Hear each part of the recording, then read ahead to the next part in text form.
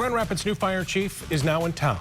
John Lehman will officially take over as the city's top firefighter later in the month, but he's in GR this week getting a lay of the land. He sat down with 24-hour News 8's Joe LaFurgey to talk about his plans for Grand Rapids, including the challenges of diversifying the department. Joe? Yeah, the job of fire chief used to be pretty simple. Answer the alarm, protect lives and property, but today it's a lot more.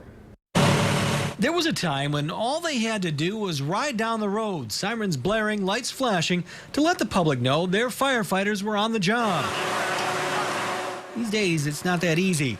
Letting the public know what their tax dollars are paying for when it comes to the fire department is one of John Lehman's goals. We need to toot our own horn sometimes, but it needs to be done in a humble way. And part of that effort involves making the department look more like the community it serves. The lack of minorities is most noticeable at the command level of the GRFD.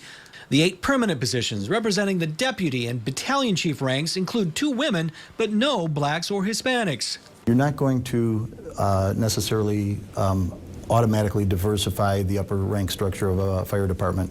It takes time. And it starts with recruitment. But attracting minorities to a career that's been historically made up of white males who carry on the tradition of firefighting for generations can be a challenge.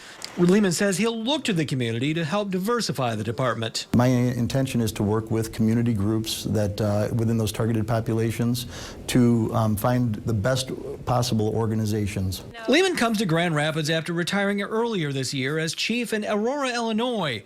His old department is almost a mirror reflection in size and scope to the GRFD, and a good fit for a veteran chief not ready to hang up his helmet.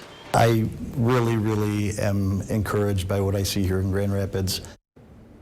Lehman will officially take over as chief on June 27th.